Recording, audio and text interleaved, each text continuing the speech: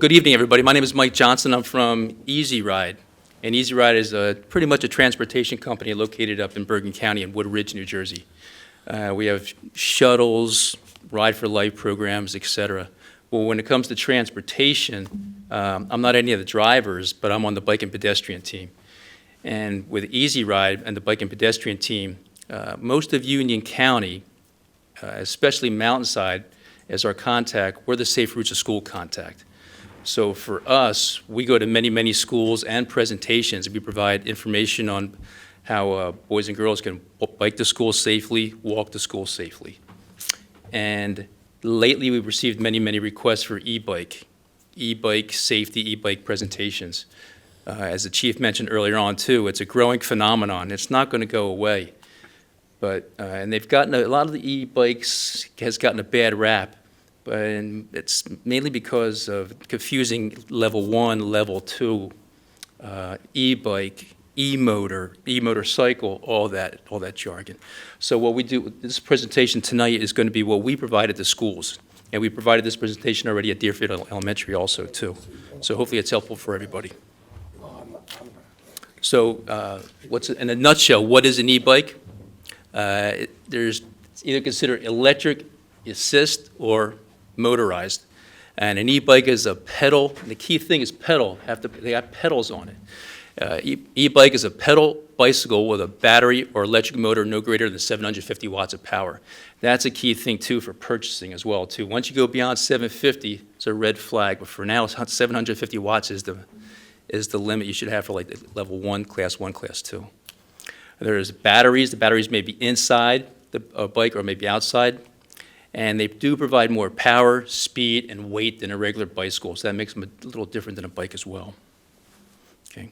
Chief went over this before. I'm not going to go back over it again, but the key things is the classifications, Class 1, Class 2, Class 3. The key thing, Class 1 and Class 2, they go up to 20 miles an hour. Class 1, you get that assist from the motor only when you're pedaling. Class 2, you can throttle or pedal, one of the two. But that pedal, it has a pedal. Class 3, when it gets a little murky right there, you have to be 15 years of age. It's when it goes 20 to 28 miles an hour. And then you have to have license, registration, insurance. So that's where it gets a little cloudier. So people have to remember that too, the distinction between 1, 2, and 3. But why e-bikes? Why are they popular? There are benefits to e-bikes. They're considered green, clean for the environment, no pollution, and they're actually for noise. They're quiet too, so great for noise pollution as well. So if you're using cars less money on gas, reduces traffic, so less cars on the road, that's a benefit. You can travel faster and farther than a traditional bicycle. We say sweat-free commute, so you don't sweat quite as much, if at all, as compared to riding a regular bicycle. You can handle hills a lot easier. If you're getting tired and you're like on a class 2 and you can't handle that hill, it's pretty cool to hit the throttle and just get that little assist going up the hill. And it's an equalizer. It says people with different fitness levels can ride together. My example, personal experience, is me and my wife. I'm more of the fitness guy. My wife is not. I love my wife, but we're just a little different that way. We were on a vacation one time, and we had an opportunity to try the Class 2 bikes. And so we both used it. I pretty much pedaled 80% of the time and throttled 20. She throttled 80% of the time and pedaled 20. But we still went the same distance. We were together, and it was a lot of fun. And it was really enjoyable. So different fitness levels of individuals can use the bikes. That's why they're beneficial. But the key thing is you have to use it safely. And that's what we emphasize in the presentation here today. Okay. So here it says, New Jersey low-speed electric bike and e-scooter laws. Key things to remember when you're riding. Chief went over them before, but they're still really important to emphasize again. Again, when you're on the road, whether it's a traditional bicycle or an e-bike, the user has to operate the bike just like a driver of a car. And you have to emphasize that a lot. It's same rights and responsibilities as a driver. Okay? Same rules, same laws, you got to know the signs, etc. Helmets, again, under the age of 17, required by law. Now, when you get older, I still wear my bike helmet. We still recommend everybody wearing a bike helmet. But for sure, under the age of 17, any kind of wheels that you're on wheels, bike, e-scooter, etc., helmet. Bikes, by law, need a bell also, too. Again, you operate it just like a car. The bell represents like the horn of a car. The bell's important because if you're ever going to pass anybody, like a walker or another biker, you don't want to pass them and startle them. You ring the bell about 20, 30 feet in advance, ding, ding, ding, ding, passing on your left, passing on your left. Let them know in advance you're going to be passing. And then lights as well, too, especially if you're going to ride at nighttime. Youngsters, we don't want you to ride at nighttime, but if you get older, lights are, by law in New Jersey, to have it. It's another way of being seen. Like a car, red lights in the front, red lights in the back, white lights in the front. Same thing with the bike, same thing with your e-bike, too. Okay. If riding on the street, we talked about the responsibility of that. You ride a single file on the right side of the road. You never go on the left where you're facing the cars. You're on the right side, riding in a straight line. That's one way of being predictable for the cars behind. And it's important, just one person per e-bike. A lot of times you'll see kids not just with no helmets, but with more than one person on the e-bike. You're just asking for trouble there. So one person, one on each bike. So some safety tips for e-bikes. The helmet. Now, the helmet's important for sure. Again, it's a law for those 17 under, but you have to be able to wear the helmet properly. Up top, I didn't bring my bike helmet, but you have a picture up top here. I don't know if you can see the bike helmet. The key thing on the bike helmet, what we recommend to the kids, and this is for any age level too, is we say 2, 2, and 2. And that means the following. You put your helmet on, and you just take your 2 fingers like a scout, and you put them over your eyebrow. The bottom of that helmet should be 2 fingers away from your eyebrow. If the helmet is way too high and you get like 4 fingers, that's not appropriate because if you fall forward, you're not going to protect your forehead. If it's too far forward, you can't get any fingers in there. If you fall backwards, you'll bonk the back of your head. So the key thing is helmet flat on your head, 2 fingers. Go 2 fingers and you do a peace sign. You put the fingers over the ears, 1 strap in front, 1 strap behind, and that buckle right below the earlobe. That assures tightness. And then you put your fingers together, 2 finger tightness at the chin, between the chin and the strap. It's for comfort. And the chin, and you got to make sure that it's buckled too. A lot of times you see the youngsters not buckling, or it's too loose down here. 2 finger tightness to assure safety. So 2, 2, 2 for that helmet. Okay. And again, that's really rules for any age group too. Being alert, especially if you're using Class 1 or Class 2 bikes, e-bikes, where you're going 20 miles an hour, you got to keep your eyes up at all times. 20 miles an hour, you're scooting pretty fast. Eyes up, no distractions, nothing in your ears. You got to hear those noises out there. You got to hear the horns, the sirens. If you got something in your ear, it's going to block out the noise. Hearing is a great indicator of safety when you're riding. But keep your eyes up at all times. Things happen lickety-split. And especially this time of year, too, if you're out on any kind of wheels or any kind of bike, just be careful. Watch out if it's rainy like this evening, wet leaves, just wetness on the ground for slippery, maybe black ice. Just have to be very, very careful. So eyes up at all times. Be very, very defensive when you're riding. Other tips, it says equip yourself for safety. One, with the youngsters in any age group, we always say be safe and be seen when you're riding.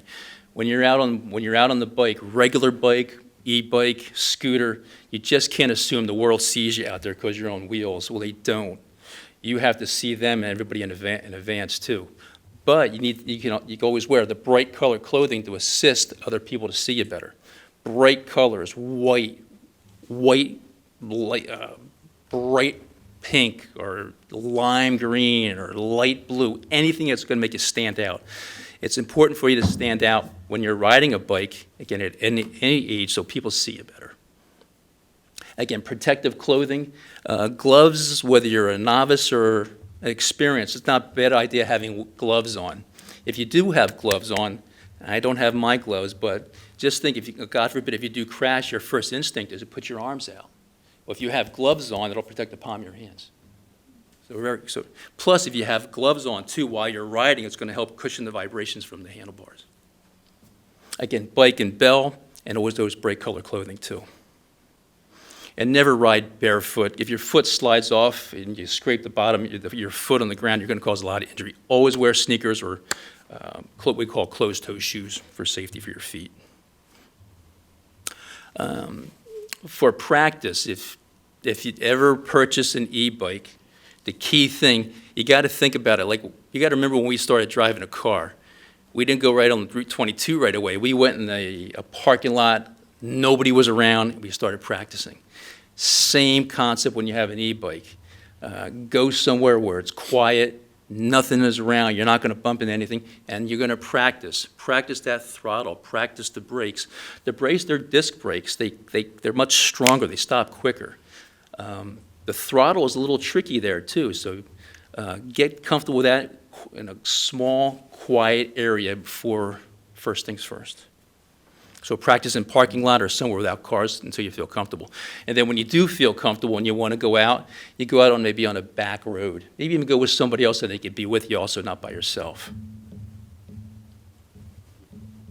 And again, pretty much as a repetitive slide. Start slow and then increase the power. Again, that throttle, the fourth bullet point is very important. When you are going to start, make sure your bike is nice and straight, your wheels are facing forward. If your wheel is turned a little bit and you put that throttle on, you're going to turn and wipe out and crash right away. So a lot of things to worry about, to consider when you're practicing. Follow the normal rules for bike safety.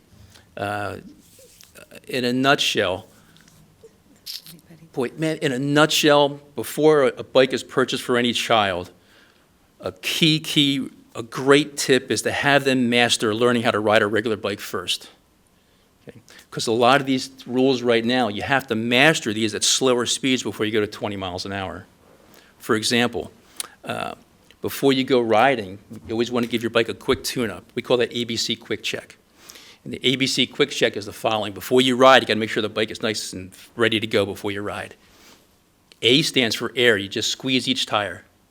You want the tires nice and solid. You can compress and squeeze a little bit. You got to put air in there. B, you check the brakes. You're going to have a brake on the right-hand side, left-hand side pedal. Usually this is for the rear, this is for the front. Well, what you want to do is just push your bike up, and you just squeeze one individually. Squeeze it, push. Push the bike and squeeze each brake individually, just to make sure the brakes can work. Practice the brakes. When you use the brakes when you're on the road, don't just use the front brake. If you only use the front brake, you're going to go over your handlebars. So use both brakes as well, too, when you're riding and ready to stop. It says ride on the right with traffic. It's the law. Again, you always ride on the right side of the road, in line with the cars. Again, that's one way of being predictable for the drivers behind you. And no swerving it back and forth, straight line, boom. Scanning and signaling. These are the two skills you should practice on a bike before you go to an e-bike. Again, the key thing on an e-bike, a Class 1 and Class 2, you can get up to 20 miles an hour. A lot of us don't understand what it feels like to be going 20 miles an hour. When we're biking, and I'm sure with the boys and girls and when they're biking with their friends, I don't think they're going 15, 16, 17, 20 miles an hour. They're just out riding leisurely. Well, that's a good time to practice the skills that's recommended here. For example, when it's time to make a signal, cars have blinkers. When you want to make a turn, we don't have blinkers. We have to manually use an arm. When we do that, we use our left side, our left arm, because we're on the right side of the road. Our left side is much more visible for the drivers behind us. Well, also, that means you got to take one hand off the handlebars and ride with one arm for a period of time. You want to be able to do that at a slower speed, but you get to it before you go to 20 miles an hour. And then about 100 feet before you make that turn, you're riding on your bike. It's important to keep always eyes up, but you want to look behind you to see what's going on. They call that scanning. That's a skill that's incredibly important. We don't have rear view mirrors on bikes like a car does. We have to manually turn our heads and look. So that's another skill we need to get down on a slower speed before we progress to a 20-mile-an-hour e-bike. And it's just like you scan behind you, you look, make your signal in advance, change lanes if you need to, or prepare for your right-hand turn. So left turn signal, right turn signal, and stop. You gotta master those at a slower speed before you get to a higher speed. And then always, one thing that sounds kind of silly, but we remind the kids you gotta stop. They think once you're on wheels, you can just blow right through the stop sign. Well, you gotta stop just like a car does. You have to operate it just like a car. And then once you get to that stop sign, you stop, you look for the cars, left, right, left, behind, front. You're listening for the noises that it's safe. And before you proceed, we always recommend wave to the driver for you so you make eye contact before you progress. So stop, look, listen, and wave.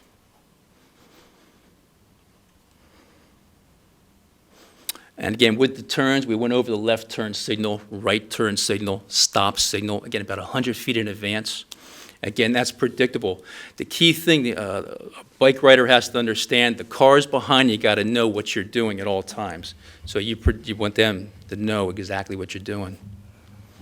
And now here, when you're turning, a little tip right here, the photo right here it's like an experienced competitive biker, but he's going into his left-hand turn. Well, in that turn right there, he's leaning his body and he's bringing his inner knee upwards for the turn. And that's a good skill to get down at a slower speed before you go to a faster one. So you'll see as he's leaning into it, he's keeping his inside pedal up or his inside knee up and shifting his weight with the turn, not just turning the handlebars. When on the streets, it's important to pay extra attention to drivers. The e-bike, e-scooter, it's still a new phenomenon. Drivers just aren't really still ready for that. Myself, if I see somebody on a bike going 20 miles an hour, I'm not used to somebody going that fast on a bike. Most drivers aren't that fast, aren't used to that either. So an e-bike user has to understand a lot of drivers just aren't ready for that yet. So drivers don't expect you to go so fast. And a nice tip here, when you come to a stop sign, don't pull up right next to a stopped car at stop signs or signals, because you may be in the driver's blind spot and they might not see it when you're making that right-hand turn at the stop. Even though you think you're right next to them, just don't. So stay behind cars or drivers that may turn right and accidentally hit you. This slide pretty much goes over a lot that we've already said too. Intersections, the most dangerous area. Again, don't stop, look, listen, look right, left, all around. We already hit all these bullet points. This slide here are some common hazards for cyclists. This is why you need to keep your eyes up. With the youngsters during classes, we say if you look down, you go down. Eyes up, you stay up. You got to see things in advance so you miss them. So, for example, you want to see the pothole in advance. You see the pothole in advance, you scan behind you, make your signal, shift over so you miss it. Same thing with cracks in the road. Gutters, don't ride in the gutter, you'll go flipping over. Driveways, keep your eyes up. If a car is backing out, you stop for that car, and when it's time to go, wave to the driver and then proceed.